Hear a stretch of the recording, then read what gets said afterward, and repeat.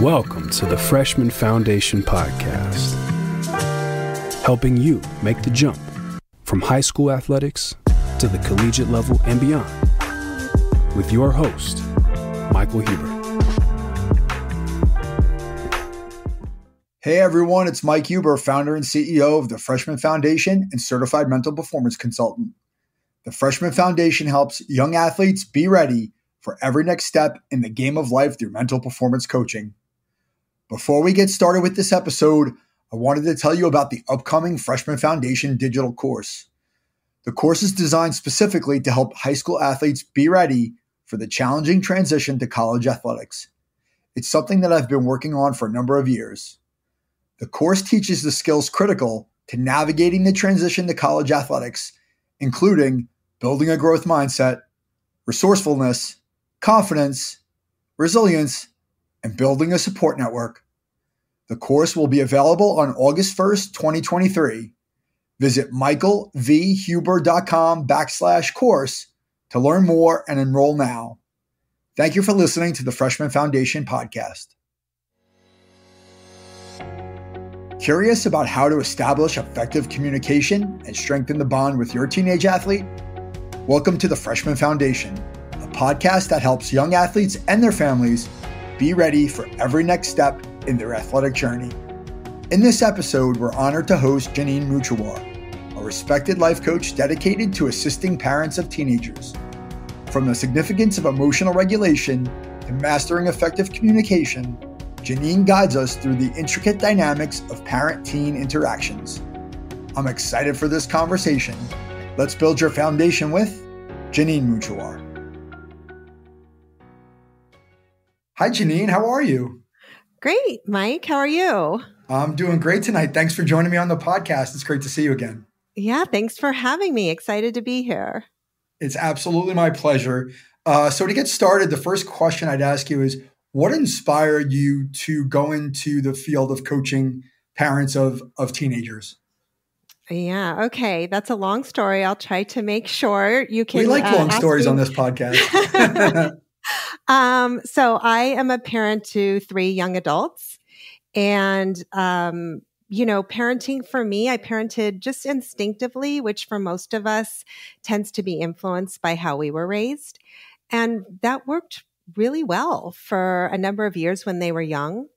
But when they hit the teenage years, I continued to parent that way. And what I noticed is I don't even know if I recognized this at the time, but that they needed something different from me. What I did notice is that conflict and tension started coming up, and there was more arguing going on, and I was feeling like a nag. I seemed like I was more worried than I used to be, more concerned.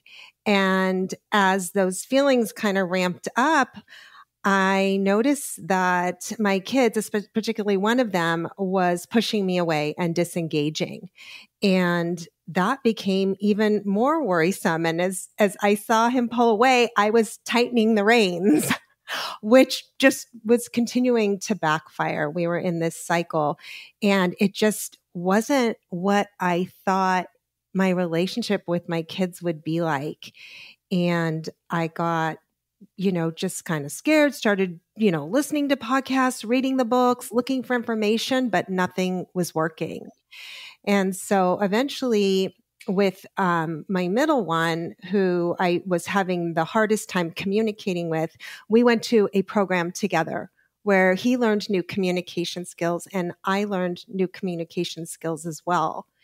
And it just had such a dramatic impact on our relationship and everything I wanted it to be. It started coming back again. Not that it was idyllic. I mean, these are teenagers.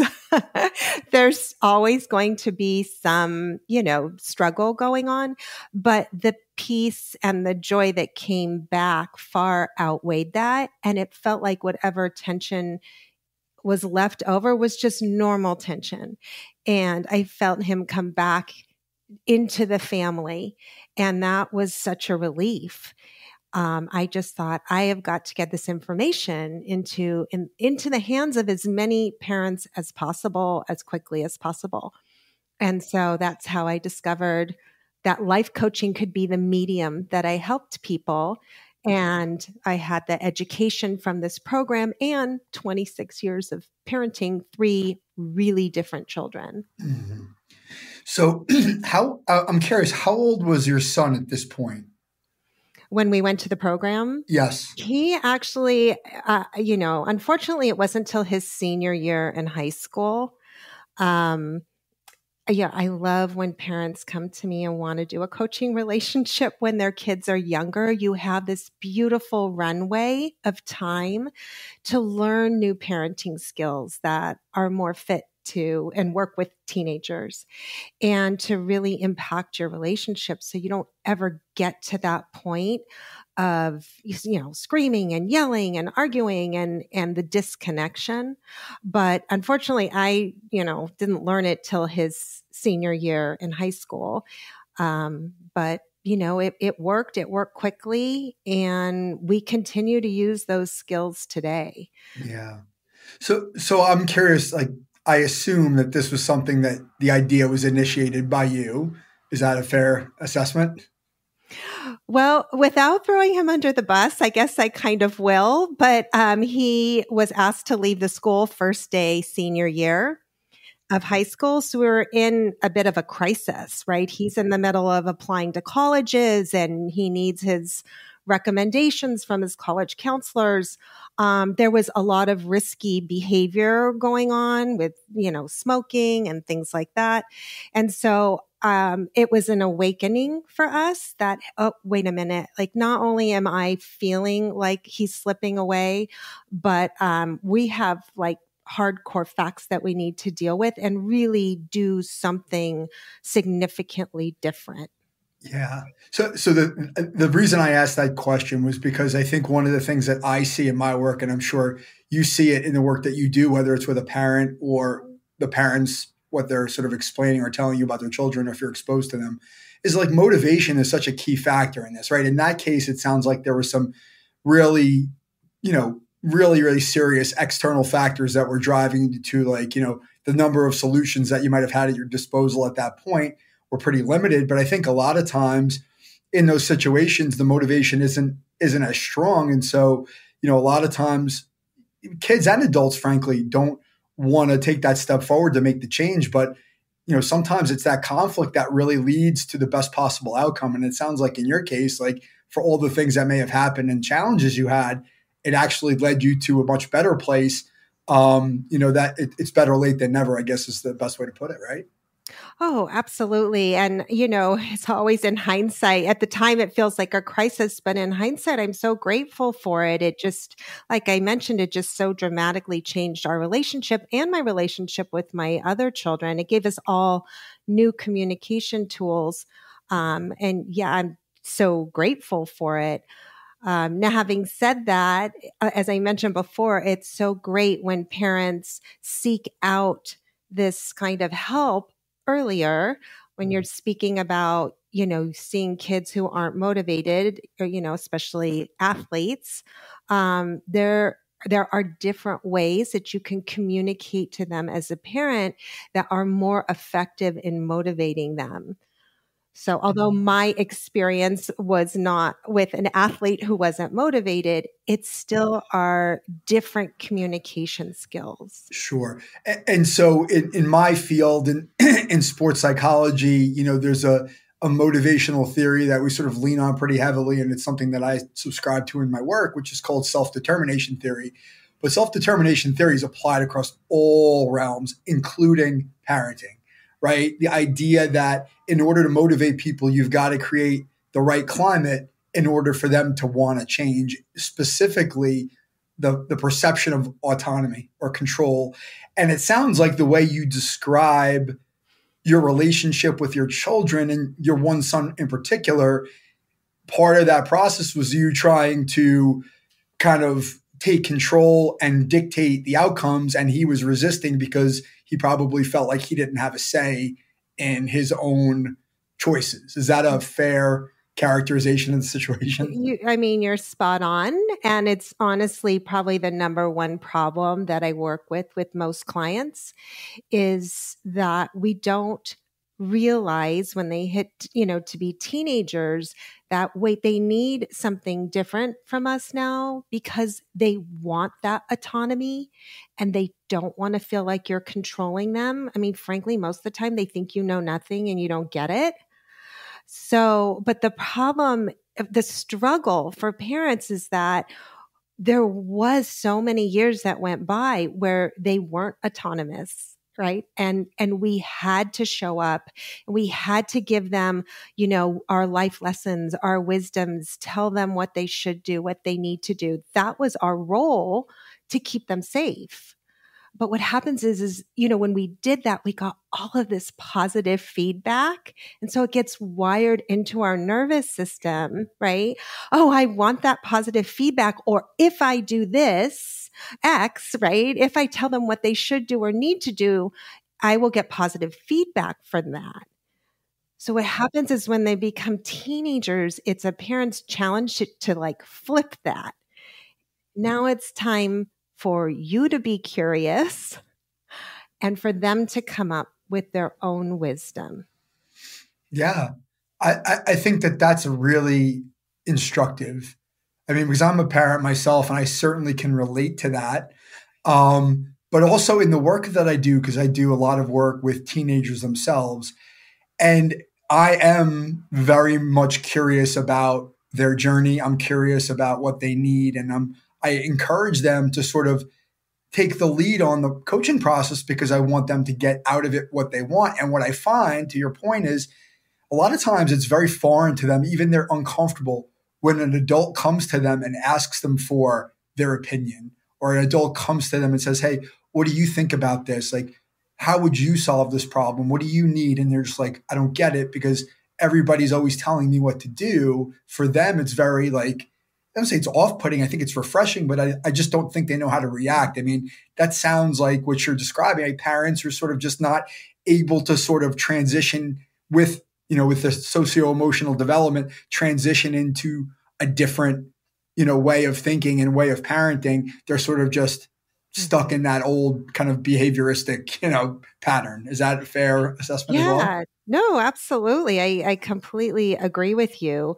It's like, if you just all of a sudden want their solution and their opinion, all that, when they are used to providing that or thinking that way, the conversation is awkward and uncomfortable. They're uncomfortable. They don't know how to answer you.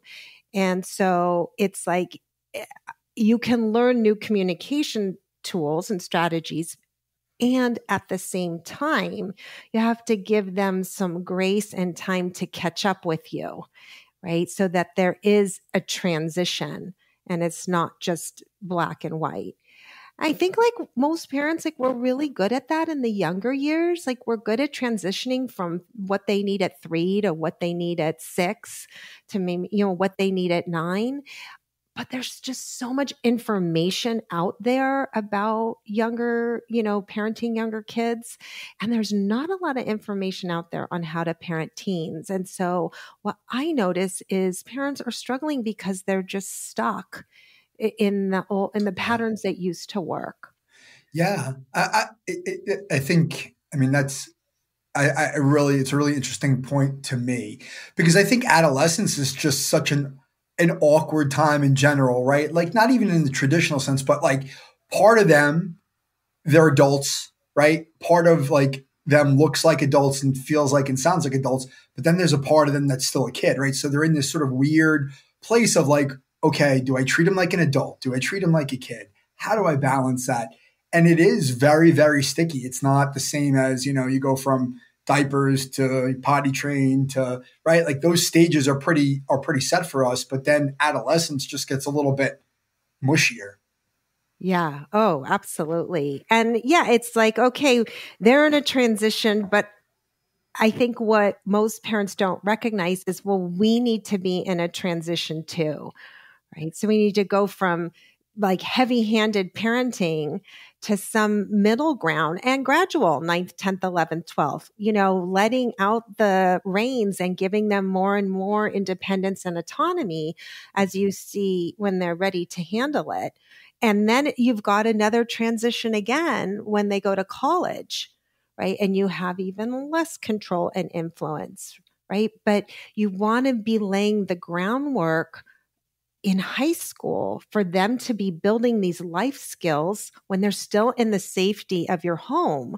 So when they launch to college, they're equipped to solve their own problems, right? So maybe initially in high school, it's a deer in headlights, like, I don't know what the answer is. Why are you asking me? You usually tell me.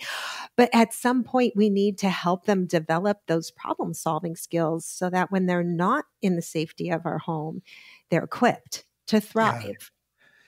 Yeah. And you just basically summarized the theme and sort of the tone of this podcast, which is exactly that, right? Like having young people prepared for the next step. And I think in order to do that, you've actually got to prepare, right? You've got to do something differently sooner before they get there, rather than sending them there to college, say, for instance, without any real runway. And now all of a sudden it's like figuring it out in this really foreign and stressful environment. I guess I have a lot of questions based upon what you just said. So like, what are some of can you sort of describe the conditions under which people reach out to you and inquire about your services? Because I would imagine that just like with you, a lot of parents are coming to you in crisis mode rather than in a proactive way. But I don't want to assume that. So like, what's sort of the profile of your clients coming to you?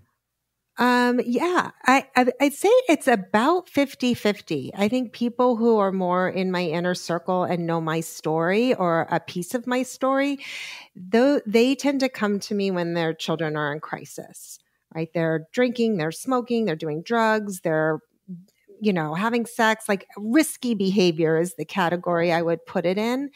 But honestly, the other half who don't know me personally, they tend to have younger kids, middle school kids. Their oldest is 12 or 13, but they might even have some younger kids.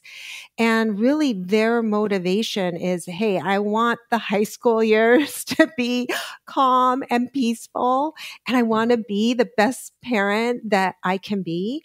And I'm, seeing friends' kids who are older and saying, wow, this is just a whole different skills that I need as a parent. And they want to avoid the conflict and tension from it never happening. And it is such a joy to coach those parents because just from the position I came in, I just feel like you are giving your child such a gift and yourself such a gift by starting this early. And the other nice thing about starting early is the problems aren't as big. You're dealing with maybe procrastination or challenge doing your chores or challenge registering for classes. The problems aren't as big as when you get to the junior, senior year. Oftentimes it's the more really high risk behaviors that you are scaring you and you want them to make better choices. Yep. And it's more difficult. Absolutely. So it's almost exactly aligned with what I see in my work. So when I started my work, I envisioned working with older adolescents, right? High school age kids. And in those cases, a lot of times if parents come to me at that point, it is they're in crisis mode or something needs to be fixed, quote unquote. And what I find is when I get in those situations, 16, 17, 18, there's a lot of unwinding, deprogramming, because they've already learned their patterns, right? They learn their thinking patterns, their behavior patterns. They're sort of set in their ways. And unless the person is motivated and open-minded at that age, it's going to be hard to sort of undo it. It's going to be harder. What I find is now I'm getting these inquiries from parents of younger kids who have young athletes who are primarily dealing with fear of failure, perfectionism, like overthinking, like just really being really hard on themselves. And they're coming to me with 10-year-olds they're coming to me with 10-year-olds. You still there? I'm sorry. Yeah, they're coming to me with 10-year-olds. I should have shut my phone off. They're coming to me with 10-year-olds and 9-year-olds and 12-year-olds. And at first I was really reluctant. I'm like, do they really need to do this? But to your point, what I've found is that those kids are much more malleable. They're much more like, you have to communicate them in a totally different way because developmentally they're just in a different place. But with these basic concepts like, this is what I can and can't control. How does this make you feel when something happens? Identifying feelings, right? What can I do differently, right? Or helping them just sort of understand basic like concepts in terms of how to manage their emotions. Like when you put that in you put that into play when they're 10, 11, 12 years old, now you've laid a foundation for a kid who's going to be they're probably going to have and be able to apply those at some level, although it's not going to solve all your problems, but they're going to start to think a different way. Secondly, they're probably going to be more open to getting help later in life because they were exposed to it really early. And I think that is probably one of the biggest things that I see is that a lot of kids, and especially in the space that I'm in coaching, they're uncomfortable about asking for help. And that's a skill they're not very good at. And that's a real challenge for them when they say go off to college and then you're on your own.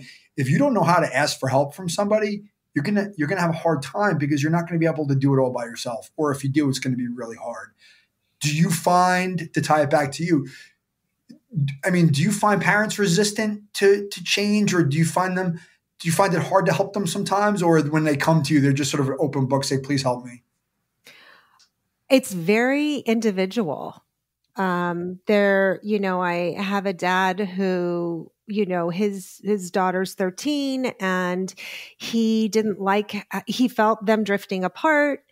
He felt like he was angry all the time at the choices she was making and felt like there was this change in their relationship from being so close to now drifting apart. He came to coaching so motivated to make a change that there was, I was shocked. There was just zero resistance.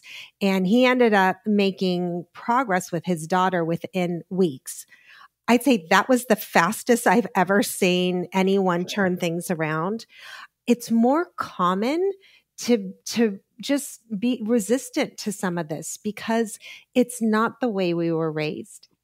It's not the way we were taught to think, right? And we just naturally, we have the best of intentions, but when they're teenagers, we're still communicating with them. You should do this. You need to do this, or this is why you're wrong, right? Or let me do it for you, right? And that method of communication, it's so wired in us because for many parents, their parents parented them that way, and in their mind, it worked. They're quote unquote successful, right? Because we're not taught as a culture to dive into, but wait, are you kind of stuck in people pleasing, guilt, shame, anger, right? We don't make the connection. But the fact is, it is connected. But what you just said is really, it's on the mark. I've experienced it firsthand. I've experienced it in marriage with a spouse who I think was very much that way. And I was probably that way too when they were very little. And then I kind of went through some things myself where I started to expose myself to therapy and mindfulness meditation and all these different, modalities to try to be a more peaceful person. And what I learned through a lot of that was exactly what you described, which is and in my training, the way you ask people questions, how you the wording of the question, how you do it. Are you being mindful? Am I taking this too personally? Right. I think that's a huge one as a parent. We take it personally when our kids make bad choices because it's a reflection on us. And we want to control the kids so that we can make ourselves feel better rather than going they're not doing it to me. They're testing the waters and I need to understand why they're doing it so that I can help guide them in the right direction and start treating them with a bit of respect to say, hey, you're making this choice. You got to understand the consequences. but here's why I think maybe you should try it this way, versus saying, no, you need to do this. And as soon as you tell them you need to do this, you know what they're going to go do? They're going to go do it, right? Exactly. No, I mean, that's just so insightful. That was the culture that we grew up in, that whatever we do, we were sent that message from our parents that whatever we do, it reflects on them. And so, of course, we just naturally think that. And so we're very tied, to your point, to what our child's behavior, because we feel unconsciously that it is a reflection on us, versus my child is a good kid. He's struggling with something right now. Right. How can I help him? It has nothing to do with me. Yeah. Yeah. Yeah. And it's something I say too. I mean, in sports, parents,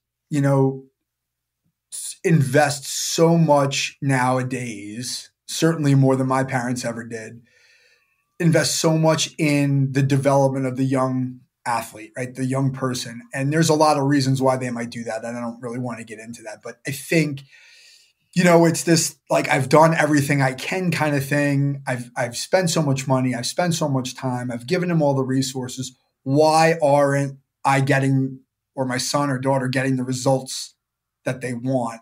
And then there's this lack of control. And then it becomes a cycle of conflict about the parent says, well, you need to do this. And the kid says, I am doing that. And right. And so what I usually find is parents who come to me at their wit's end, frankly, and say, like, I don't know what else to do. I've tried everything I can try. And I just think as a parent, I can't get through to my kid. I need someone to help. And that's typically where I come in. And I always tell them, I said, listen, I do this for a living. I have 2 children and they still don't listen to me. So they know what I'm capable of and what I do for a living. And when I give them advice, they just basically ignore me. Right now, whether they internalize it or not maybe I'll know one day, but they don't tell me. But point being is that the relationship is just so sensitive and can be so volatile and so conditional that parents sometimes just need to step out of the way, or to, in your case, come to you and say, help me, help me make this more livable, better, happy, so that we don't have to go through all this heartache. And I think it's wonderful that you're doing it. How long have you been doing it? Oh gosh, 2017. What is that? 6 years?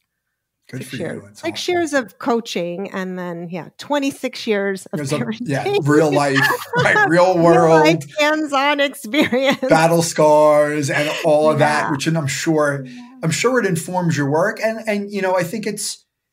I think you could probably look back too, saying wow, look at the changes that you've made, right? Because you went through all of it. And parents, I say this all the time, and I went through this with my own family, my own parents, is, I realized at a much later age in life that parents just do the best they can with what they have, right?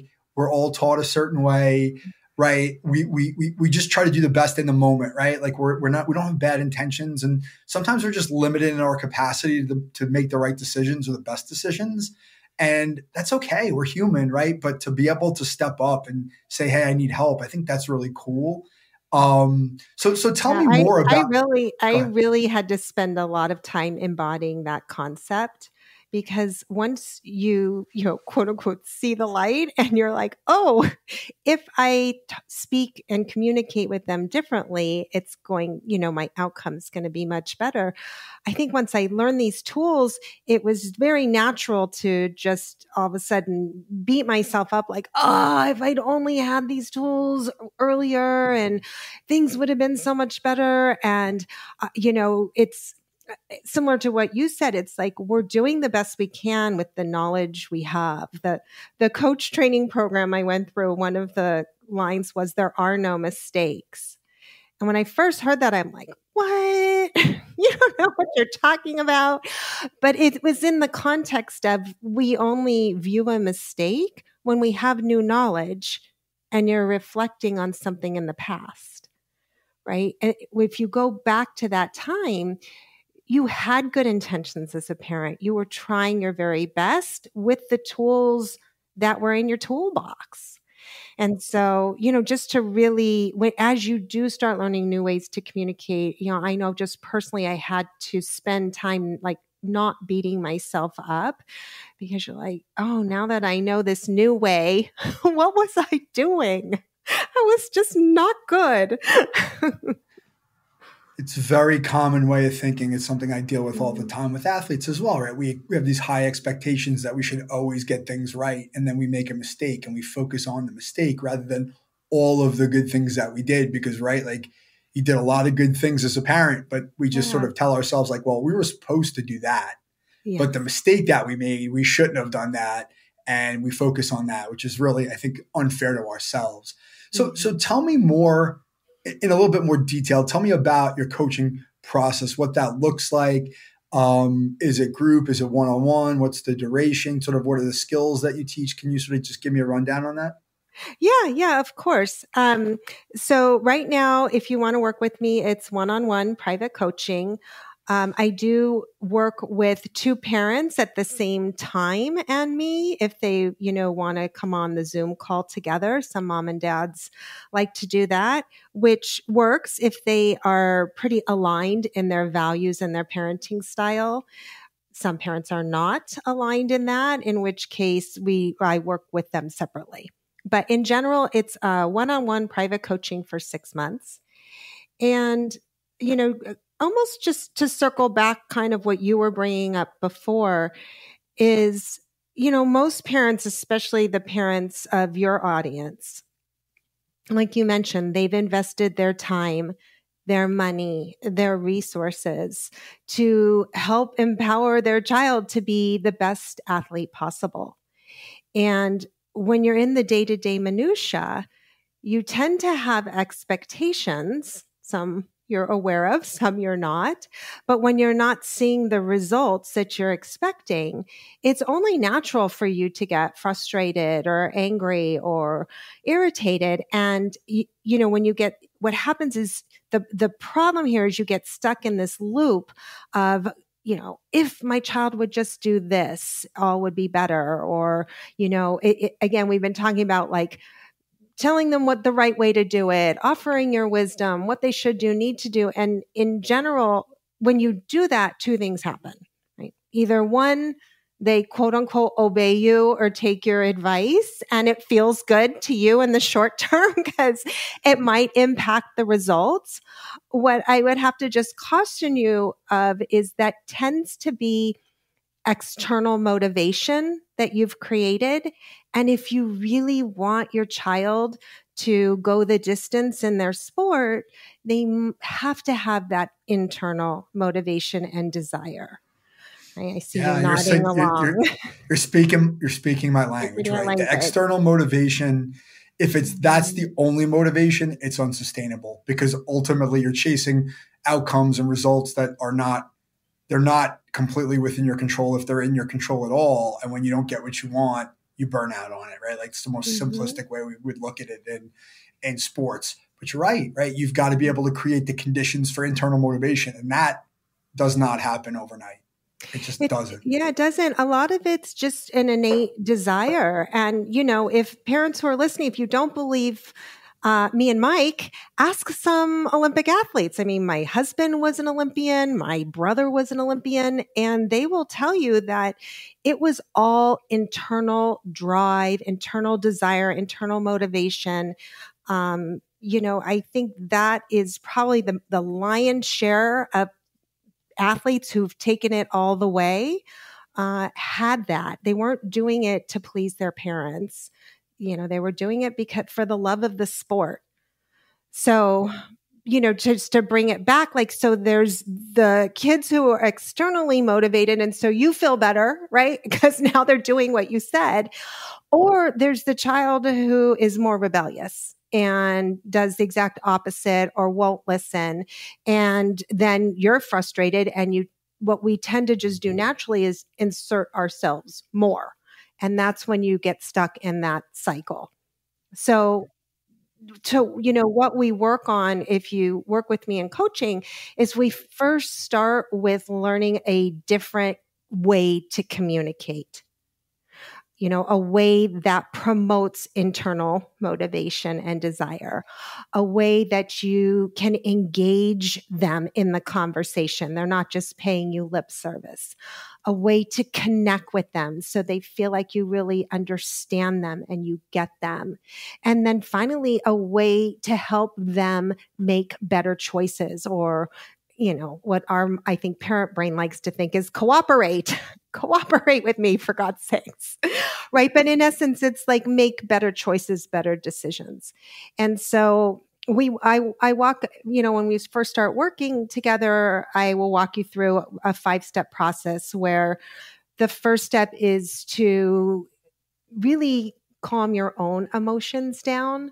Right. So if we see that our child, didn't play well in a game, we might feel sad, or we might feel frustrated if we think they didn't try their best, or we might feel angry that the coach didn't play them when we expected them to, right? All of these emotions naturally come up because you're human and you're a parent and you love your kid. But what happens is when those emotions come up, we have this urge to talk to them right then and there. Right? Because we want to the emotions feel horrible. We want to get rid of them. So that's like our default solution is, I'm going to go talk to them and I'm going to tell them what to do. And this is going to fix the problem. And more often than not, it creates tension between the two of you. So the first thing we work on, this is not easy, but it is doable. I'm sure you work on it with your parents as well, which is all about how are you thinking about the problem? How are you feeling? And taking ownership over, okay, I need to calm my own emotions down. My kid's not responsible for my anger and frustration. And I need to just calm myself down before I even engage in a conversation with them. Because I like to call it, it's like bad BO, right? You walk in and do a conversation with them and your energy is filled with anger or frustration, like you're going to repel them. They're going to push you away and distance themselves because your emotions feel overwhelming to them.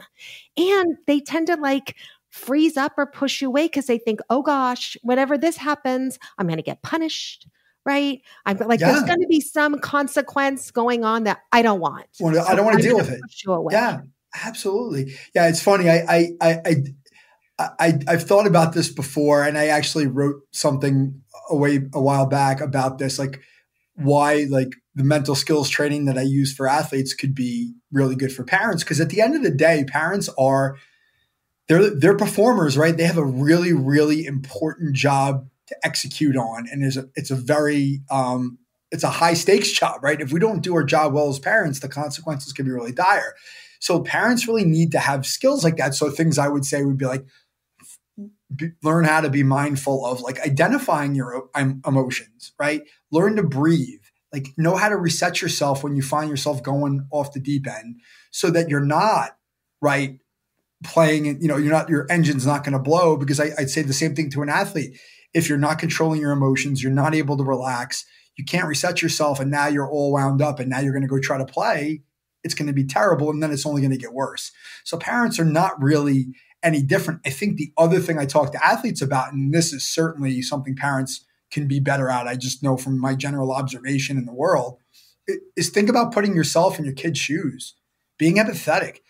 Think about when you were 12 years old. Would you want your mom or dad coming over, yelling at you, pointing at the coach? I know maybe they did it, but would you want that? No, you were probably embarrassed as hell. And so if you didn't want it done to you, why are you doing it to them? You know what I'm saying? And I think parents are really not good at that. We forget, do unto others as we would have done to you, right? Yeah. Just that basic concept. Yeah. Yeah. Yeah. And I think in that context too, and you're right, the golden rule, but at the same time, I think there's this perception of we're the adults and they're the kids.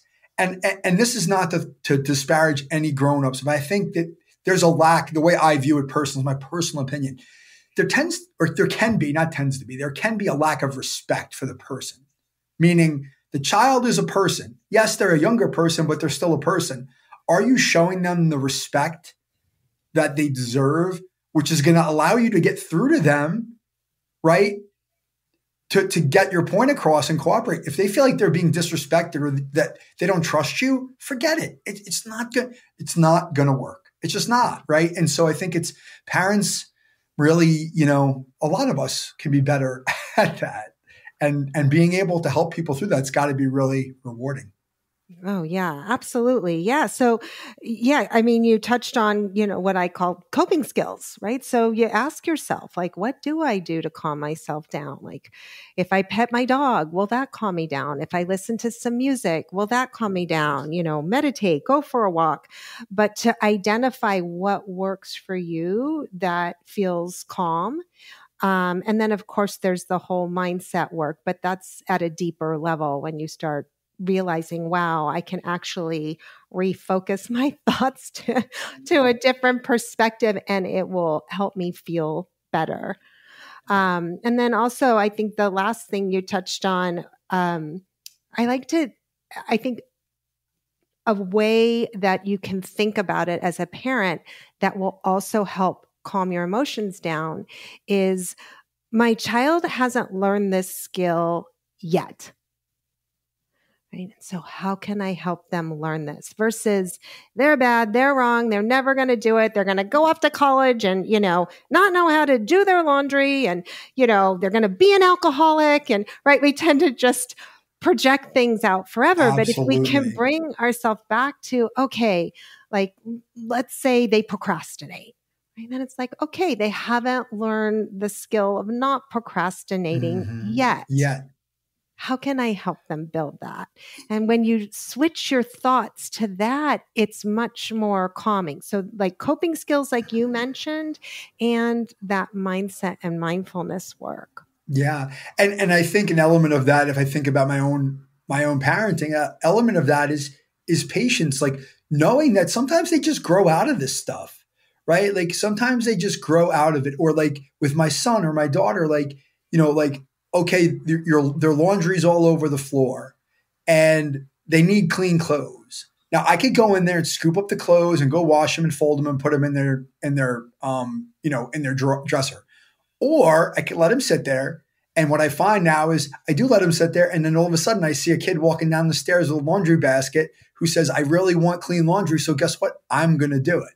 Right now I had to sit and watch that laundry on the floor for weeks on end going like, what is going on there? It's driving me crazy. But now I created the space for the kid to go, oh, you know what? I really want this laundry because now I'm 14 or 15 and it's important to me because I don't want to look like a slob. Right. Whereas when he was 12, he didn't care. Right. So sometimes they just grow out of it developmentally. And parents, I think a lot of times don't have those skills to be mindful and patient and like just wait yet. Right. The power of yet. I love that because I think it's such a simple thing, such a simple fix, but to be patient in the moment and let things slide when you can fix them, it's not an easy instinct to hold back on. No, I mean, you really have to tap into tolerating discomfort. Mm-hmm. Exactly. You're 100% right on the mark. It's not easy. Yeah. But if you can do it, I mean, look at your example. You helped your kid build the life skill of doing his laundry and taking care of himself and realizing, gosh, if I, want to wear clean clothes to school and my friends, don't want my friends to make fun of me that I smell or I have dirty clothes, I'm going to do laundry. And I would even add to that, some kids might say, hey, can you help me? Right. So you also might be helping them build the skill of what you touched on earlier, asking for help. You have to give them opportunities to ask. If you just do their laundry for them, there's never an opportunity for them to build that skill. Yeah. And the something that just came up while you were saying that, we were, as we were talking is, something I talk to athletes a lot about, which is identity. And for me, like my identity personally is not wrapped up in the fact that my kids have clean folded clothes put away. But for a lot of parents, it is, right? For a lot of parents, it's like, if I'm not doing this and my kid looks like a slob or my house is a mess or whatever, that's a reflection on them. And it's like, I'm not comfortable with that. And that's fair because it is their identity. Being a good mom or dad is so important. How we define ourselves really impacts the way we judge our performance as a parent. And I think that that's a really hard thing to overcome too. Again, because I think that's something we're taught, right? You grow up and mom did your laundry and folded it and put it away. Now, I have to do the same thing. I think what I see parents struggle with in the beginning working with me is that what is their definition of a good parent? Mm-hmm.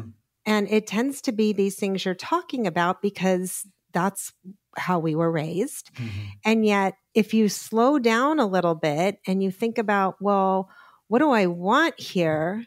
Like, if I want to have a relationship with my child when they're an adult and for decades to come, I have to have a connection.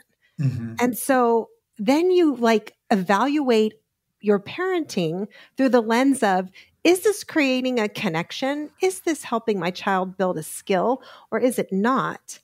And, butting heads and arguing over laundry, it's not.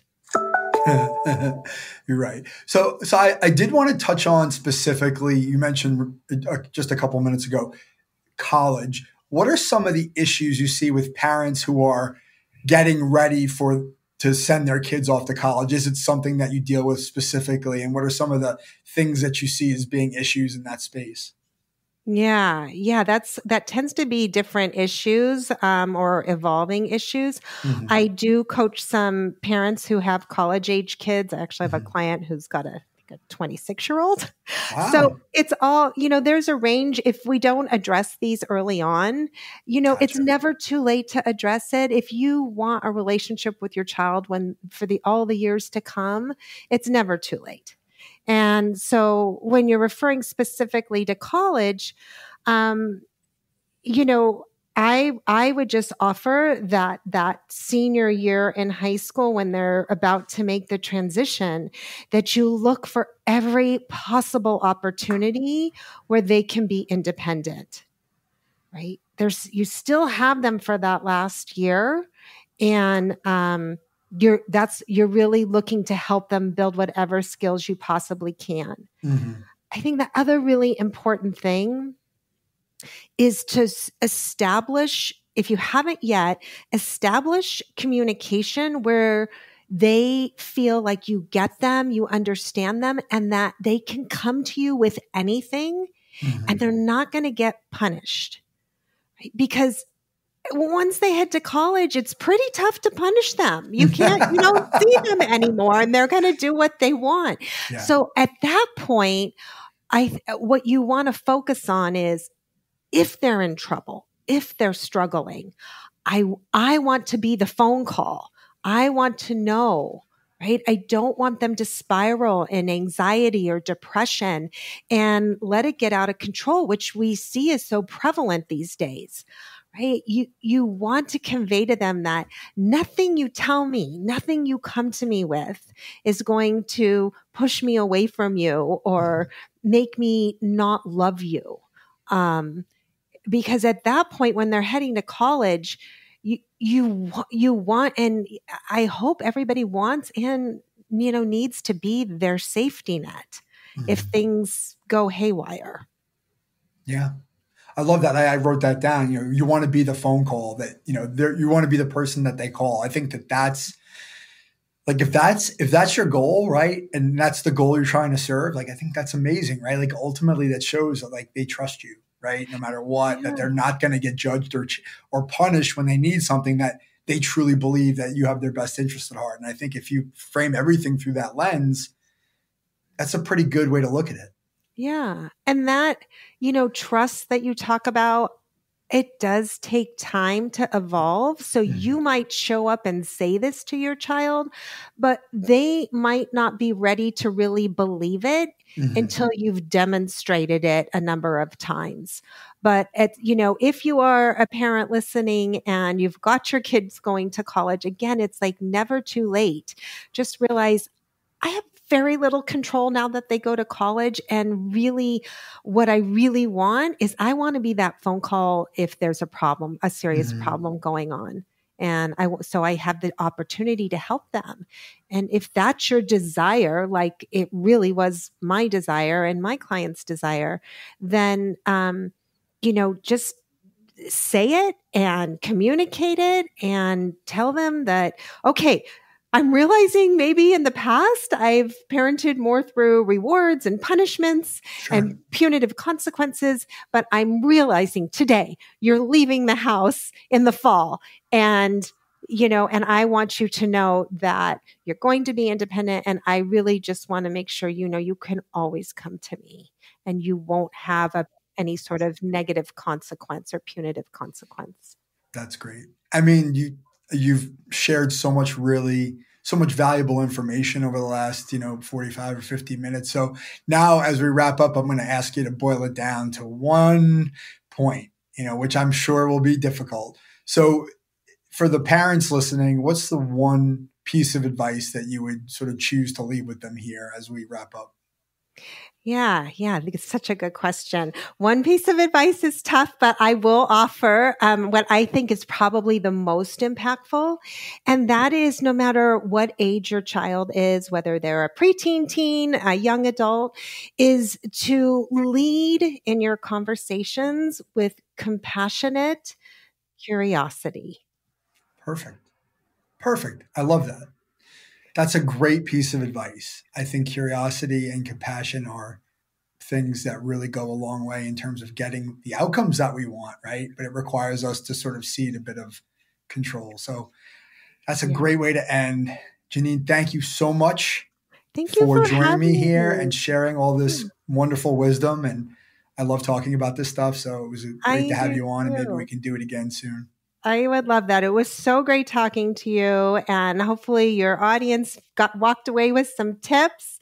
And I love talking about teens and teen athletes as well. So thank you for having me. I really appreciate it. Thank you so much, Jeanine. So, what's your biggest takeaway from my conversation with Jeanine Mouchawar? My biggest takeaway is that parents need to shift their approach from a controlling style to one that empowers their teenagers.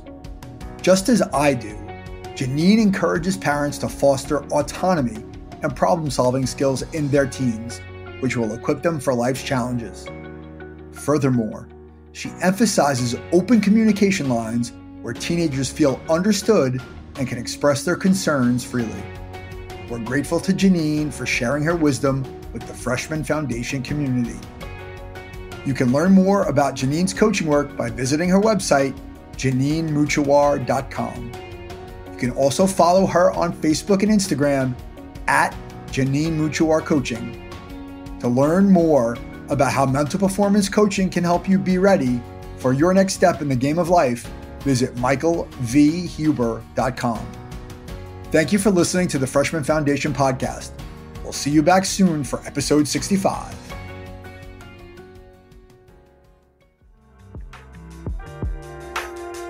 Mike Huber is the founder and owner of Follow the Ball Coaching, located in Fairhaven, New Jersey.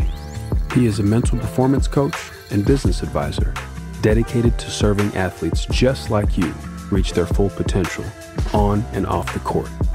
The Freshman Foundation is all about helping you get to the next level. For more information, follow along on Instagram at the Freshman Foundation.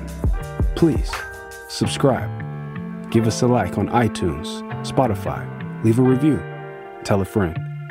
And most importantly, come back in 2 weeks, ready to get better.